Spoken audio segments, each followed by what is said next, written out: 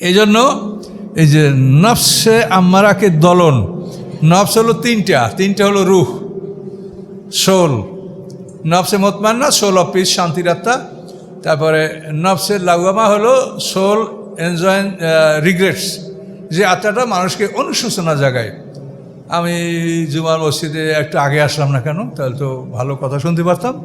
এই অনুশোচনাটা কে যোগায়? এটার নাম হলো নফসে লাওয়ামা।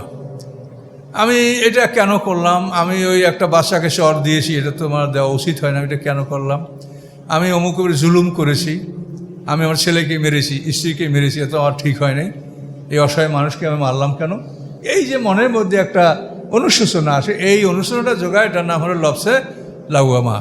আর নফসে আম্মারা উনি হলেন শয়তানের লিডার, উনি সব সময় খারাপ, এইটা করো ওইটা করো, যত খারাপ করো, এই বয়স যত হোক তারপরও নারীর দিক তাকাও, এইটা তোমার মানে যে কোনো অবস্থায় আপনাকে খারাপের দিকে, যে সবসময় ফিস করে আপনাকে খারাপের দিকে ভিতরে পরামর্শ দেয়, এই হচ্ছে নফসে আম্মারা। মানে এগুলি আপনার দেহের মধ্যে দিয়ে আল্লাহকে আপনাকে সৃষ্টি করছে, আপনার ক্ষমতা থাকে তো একটা আউট করেন, আপনাকে নিয়ন্ত্রণ করতে পারবেন সেই বুদ্ধি আল্লাহ দিছে, যে আমাকে যদি স্মরণে রাখো সর্বদা, তো নফসে আম্মারা তোমার দমন থাকবে, ও তোমারে ক্ষতি করতে পারবে না। আর আমার স্মরণ ছাড়িয়ে দিলে একেবারে তোমার কান্দে বৈশা তোমাকে চালাবে, যেদিক সেদিকই তুমি যাবা। 10 মাইল দূরে তুমি যাত্রা শুনতে যাইতে পারবা, কিন্তু ঘরের কাছে মসজিদে তুমি আসতে পারবা না। কে নেয় আপনাকে? এই পা, এই হাত, এগুলিতেই তো আপনি যাচ্ছেন, এইগুলি দিয়ে আপনি মসজিদে আসেন, আর এগুলি দিয়ে মানুষে প্রসে যায়, খারাপ কাছে যায়। কেন যায়? যে যখন আপনার পরিচালক না আপনি আম্মারা হয়, তখন সেই মানুষটা খারাপের দিকে যায়। আর যদি আপনার পরিচালক নফসে মুতমাইন্না হয়, তা আপনি ভালোর দিকে যাবেন। এই জন্য আল্লাহ তাআলা আপনাকে 2টা তেলের ব্যবস্থা করেছেন, যে তুমি যদি আল্লাহ রহি নামক তেল ভিতরে ঢুকাও, তা তোমার নফসে মুতমাইন্না শক্তিশালী হবে, তুমি ডান দিকে চলবে। আর যদি নফসে আম্মারার তেল ঢুকাও, গান বাজনা জারি যাত্রা আজে বাজে যত সব, তাহলে তোমার নফসে আম্মারা শক্তিশালী হবে, তোমাকে শয়তানের পথে সে চালাবে। এগুলো সব বলে দেওয়া হয়েছে, ঔষধ দিয়ে দেওয়া হয়েছে। তো এই জন্য এইসব বিষয়গুলি আপনারা স্টাডি গবেষণা না করলে হবে না, চিন্তার বিষয়। ওয়াজমানি সুর আর টান আর গল্প, এখন তো ওয়াজমানি সুর, কে ভালো সুর করতে পারে এরও বড় বক্তা, এগুলো লাখ লাখ টাকার ডিমান্ড। মানুষ কত বোকা হলে এগুলা করতে পারে? এরকম সুর শুনবেন, তাহলে যাত্রা শুনে যারা, তাদের অপরাধ কি?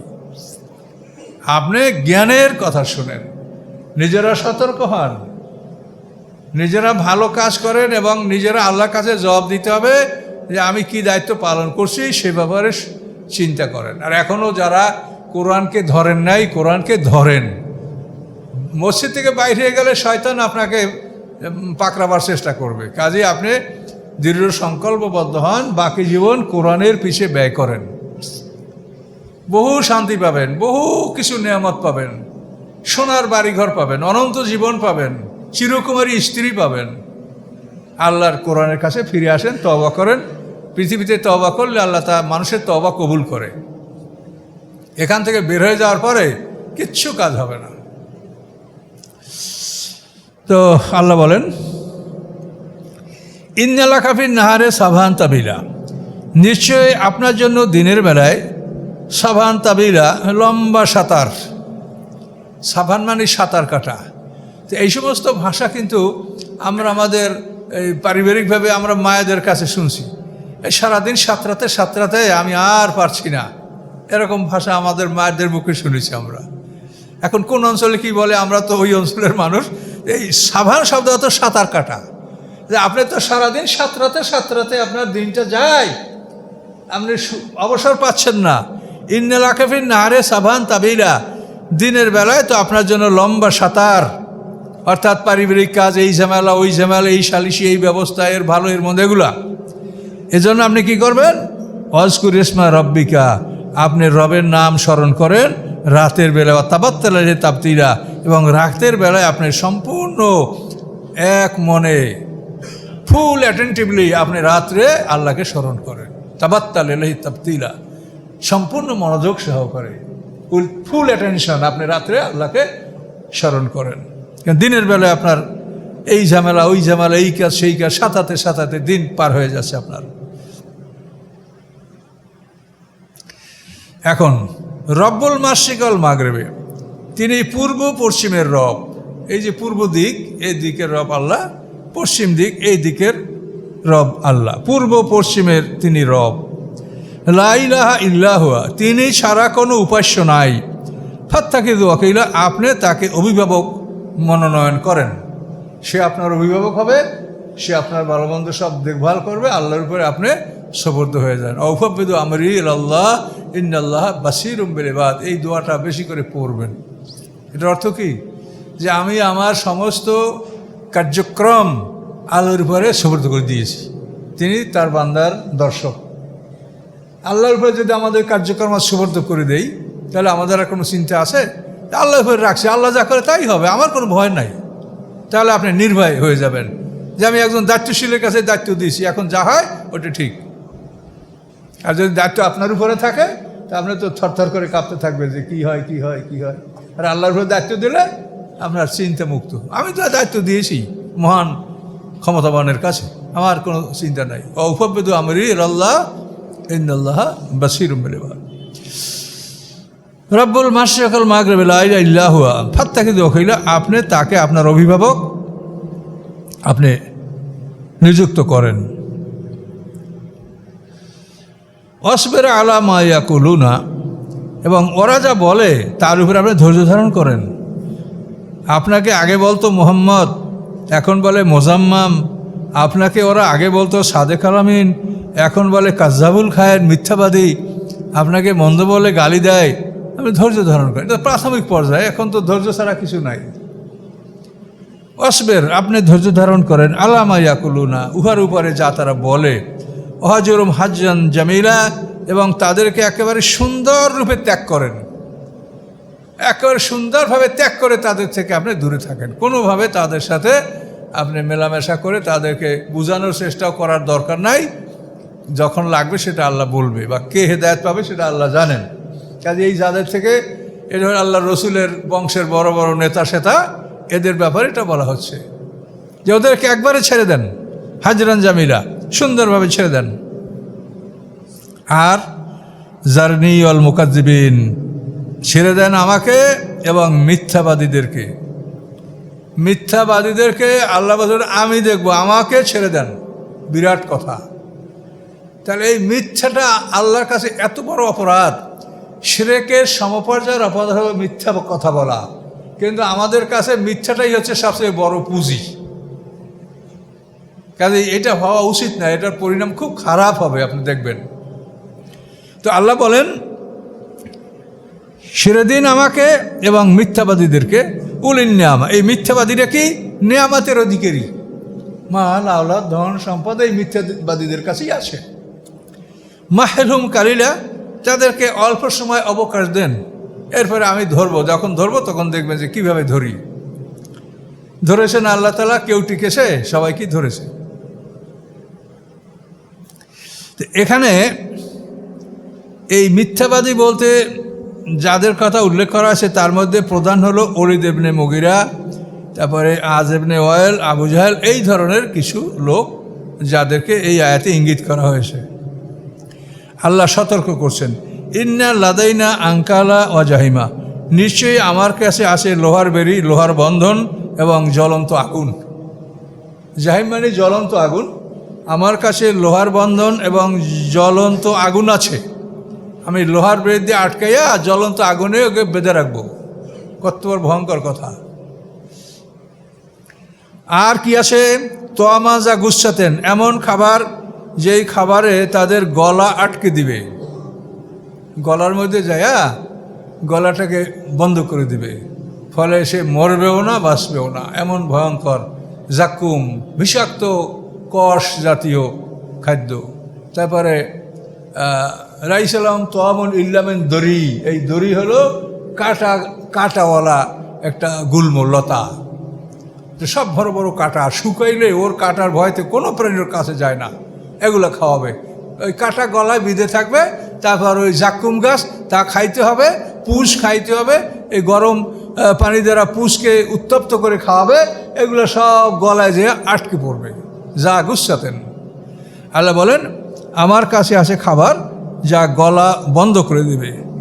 আর কি আছে? আযাবান আলিমা, বেদনাদায়ক শাস্তি আছে। আল্লাহর কথায় কোনো সন্দেহ আছে? কি আছে? লোহার বেড়ি আছে, জ্বলন্ত আগুন আছে। এই লোহার বেড়িতে গলায় দিয়া লোহার শিকল মুখ থেকে ঢুকাইয়া মলদার থেকে বের করে সেই লোহার শিকলে আবদ্ধ করে রাখবে আগুনের মধ্যে। ইউসহাবুনা ফিল হামিম, ইউসহাবুনা ফিল হামিম, আগুনের মধ্যে আবদ্ধ করে রাখা হবে। তোয়ামাজা গুসাতেন, গলা বন্ধ করে দেওয়া খাবার, ও আযাবান আলিমা, এবং বেদনাদায়ক শাস্তি, ফেরেশতাদের মারপিট, বিভিন্ন রকমের শাস্তি। ইয়ামা তারজুফুল আরদু ওয়াল জিবাল, যেদিন কাঁপবে, প্রকম্পিত হবে, সিঙ্গার ফুৎকারে পৃথিবী এবং পাহাড়গুলি। ঈসা আলাইহিস সালাম সিঙ্গার ফুৎকার শুরু করবে কিয়ামতের সূচনায়। 40 বছর পর্যন্ত একই নাগারে ফুৎকার আওয়াজ বেরোতে, বাঁশি আওয়াজ বেরোতে থাকবে, এবং এই বাতাসের চাপ আস্তে আস্তে বাড়তেই থাকবে, এবং বাতাসের চাপে সব পৃথিবী, লোহা, পাহাড়, পর্বত সব গুঁড়া গুঁড়া হয়ে পরমাণুতে পরিণত হয়ে উঠতে থাকবে। ইয়ামা তারজুফুল আরদু, যেদিন প্রকম্পিত হবে পৃথিবী, অল জিবালো, এবং পাহাড়গুলি, ওয়াকানাতুল জিবালো কাসিবা মাহিলা, এবং হয়ে যাবে পাহাড়গুলি বালুর স্তূপ। বালু যদি স্তূপ করা থাকে তো বাতাস এলে উড়ে যায়, বালু থাকবে খোলা জায়গা। আপনি বালু রাখেন, যদি বাতাস চলে তো বালু থাকবে না, আপনি যত টন বালু রাখেন সব উড়ে যাবে। এই জন্য আল্লাহ বলছেন যে পাহাড়গুলি উড়ন্ত বালুর মতো, স্তূপকৃত বালুর মতো সেগুলি উড়ে যাবে। ইন্না আরসালনা আলাইকুম রাসূলান, নিশ্চয়ই আমি পাঠিয়েছি তোমাদের প্রতি একজন রাসূল। ইন্না আরসালনা আলাইকুম রাসূলান, এই রাসূল হলো একজন রাসূল। যদি রসুলান অটা না থাকে তাই হবে অনেক রসুল।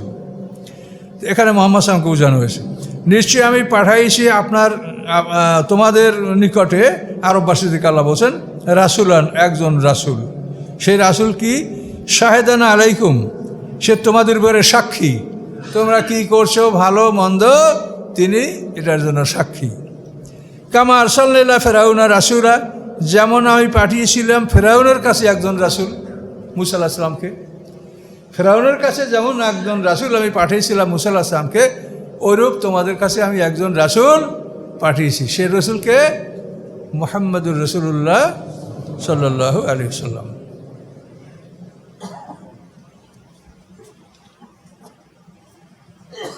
পরে কি হলো?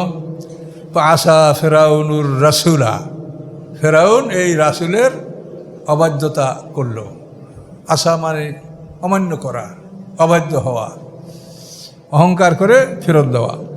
আসা ফেরাউনুর রাসূলা, ফেরাউন এই রাসূলের অবাধ্য হলো, রাসূলকে পরিত্যাগ করলো। আকাশ নাও আকাশাম ওয়াবিলা, আমি তাকে পাকড়াও করেছিলাম, শক্ত পাকড়াও, আমি তাকে ধরেছিলাম কঠিন ধরা। 10,60,000 বাহিনী সহ লোহিত সাগরে তাদেরকে ডুবিয়ে মারা হয়েছে। সেই জন্য আল্লাহ বলেন আমি তাদেরকে ধরেছিলাম শক্ত ধরা, এমন ধরা ধরেছি যে এক বেচারাও মুক্তি পায়নি। আল্লাহ বলেন ফাকাইফা তাত্তাকুনা, তোমরা কীভাবে ভয় করছো? তোমরা বলো যে আমি আল্লাহকে ভয় করি, তো কীভাবে ভয় করছো? তোমার ভয়টা কেমন? এন কাফারতুম, যদি তোমরা অস্বীকার করো, ইয়মান, এমন একটা দিনে, এমন একটা দিনকে, ইয়াদুল বিলদান আর শিবা, যেদিন বালকদেরকে বৃদ্ধ করে দেওয়া হবে। কিয়ামতের দিন বালকরা বৃদ্ধ হয়ে যাবে এই সিঙ্গার ফুৎকারের ভয়ে। এই কোরআনের কথা, এতে কোনো সন্দেহ নাই। নূহ আলাইহিস সালাম যখন একটা কবর থেকে বাইর করেছিল না, কাকে? সাম ইবনে নূহকে, নূহ আলাইহিস সালামের বড় ছেলে সামকে। ওরা বলছে যে তুমি এই নগদ মরা মানুষ তো জিন্দা করো, পুরাতন একটা মানুষ জিন্দা করে দেখাও। তখন ঈসা আলাইহিস সালাম বলে যে পুরাতন মানুষকে, তখন ওরা ওই সাম ইবনে নূহ তার কবরটা দেখায়, এটা পুরান মানুষ। তখন ওখানে যায় উনি কুম্বে নিল্লা বলার পরে কবর মানে চর ঝর করে মাটিগুলো ফাইটে সাম ইবনে নূহ জাগ্রত হয়ে গেলেন, তখন তার মানে দাড়ি-চুল সাদা দেখাচ্ছিল। সেই যুগে মানুষের দাড়ি-চুল পাকতো না, যত বয়স দাড়ি-চুল কালোই থাকতো।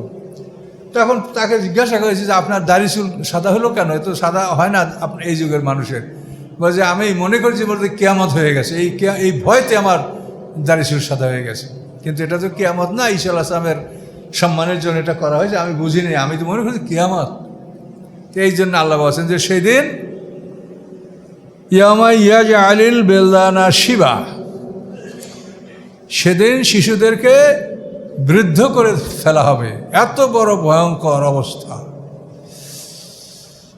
তো ওই দিনকে যদি তোমরা অস্বীকার করো, তাহলে তোমরা কিভাবে বলছো যে আমরা আল্লাহকে ভয় করি? কেন মক্কা লোকেরা ওরা আল্লাহকে মানতো, ওরা কাবাঘর তওয়াফ না করে কোনো কাজ করতো না, ওরা বলতো আমরাও আল্লাহকে মানি, এইসব কথা ওরা বলতো। তাহলে বলছে কীভাবে তোমরা আল্লাহকে ভয় করছো, অথচ এই দিনটাকে তোমরা অস্বীকার করছো। ওরা পরকাল স্বীকার করতো না আরবের লোকরা, ওরা আল্লাহকে মানতো, আকাশ সৃষ্টিকারী আল্লাহ এগুলোও বলতো, কিন্তু পরকাল বিশ্বাস করতো না। পরকাল হবে না, আমরা মরে গেলে পয়সে গেলে হাড্ডি হয়ে গেলে আর কিছু নাই, বাস। এই ছিল তাদের ধারণা।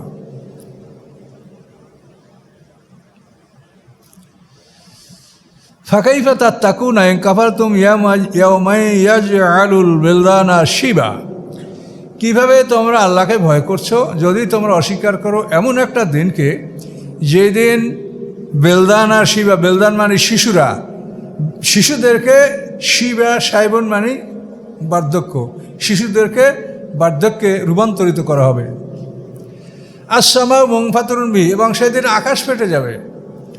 আকাশ ফেটে অনেকগুলো দরজায় পরিণত হবে, এবং আকাশ ফেটে এই দরজা দিয়া ফেরেশতারা অবতরণ করবে, এবং আকাশ ফেটে সবচাইতে বড় ফাটন, সেই ফাটন দিয়া ফেরেশতারা আসবে 3 পর্বে, এবং শেষ পর্বে ওখান থেকে আল্লাহ তাদের সাথে আসবেন।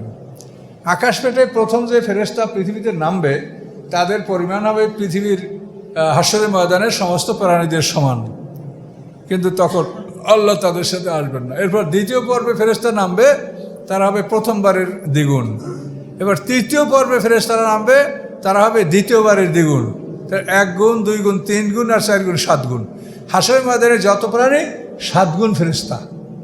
এক একটা মানুষকে 7 জন ফেরেশতায় তাকে আটকিয়ে ধরবে, এনক্লোজ করবে তাকে 7 জনে। এই কত বড় ভয়ঙ্কর খবর বলেন। এইরকম ক্ষমতা পৃথিবীর কারো আছে যে আমার দেশের জনগণকে আমি প্রত্যেকের জন্য 7 জন করে পুলিশ দেব? তাই আপনি জনগণ পাইবেন কই, আর পুলিশ বা কোথায় পাবেন বলেন? এটা যে আল্লাহর আলাদা সৃষ্টি, সে মানুষের জন্য ফেরেশতা আলাদা সৃষ্টি, তাদের দ্বারা আমাদেরকে এনক্লোজ করবে, এভাবে ঘেরাও করবে। তো প্রথমবারে 1 গুণ, দ্বিতীয়বারে দ্বিগুণ, তৃতীয়বারে দ্বিগুণ। তো এই আকাশ ফেটে ফেরেশতা এভাবে বাইর হবে, এবং দরজা দরজা হয়ে যাবে, সেটাও কোরআনে আছে। ফুতিহাতিস সামাউ ফাকানাত আবওয়াবা, আকাশ খুলে দেওয়া হবে এবং দরজা দরজা হবে। ওই দরজাগুলির থেকে যারা হাশরের ময়দানের অপরাধী, তারা উপরের দিক তাকালে দেখতে পাবে যে শাস্তির জন্য ফেরেশতারা প্রস্তুত হয়ে আছে। কি কি অস্ত্র শস্ত্র তাদের কাছে আছে আল্লাহ জানে, এগুলো নিয়ে তারা রেডি, যে বিচারের মাঠে বিচার পর্ব শুরু হলে তারা আল্লাহর হুকুমে ময়দানে নামবে, তারপর তাদের কর্মস্থানে তারা যাবে এবং তারা শাস্তি দিবে। এই দৃশ্যটা মানুষের দেখতে পাবে, এবং এই দৃশ্য দেখার কারণে উলঙ্গ মানুষেরা কেউই নিজের দিকে তাকাবার মতো অবসর পাবে না। আর মানুষদেরকে উলঙ্গ তো সবসময় রাখা হবে না, মানুষ জন্মিবে মায়ের পেট থেকে যেরকম ওইরকম ছোট, এরা বড় হওয়ার সাথে সাথে তাদেরকে পোশাক দেওয়া হবে। যে যে সে পোশাক পাওয়ার যোগ্য তাকে সেই পোশাক হাসরের ময়দানে দেওয়া হবে, হাউজে কাউসারের পানি পান করানো হবে, কত যে অনুষ্ঠান আছে।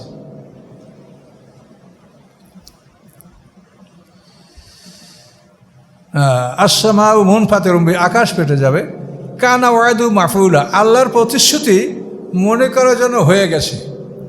মানে আল্লাহ যেটা বলছেন হবে, তুমি মনে করো যে ওটা হয়ে গেছে, মানে হবেই হবে, শিওরলি ভেরিলি এটা হবেই হবে, তুমি মনে করো যে হয়েই গেছে।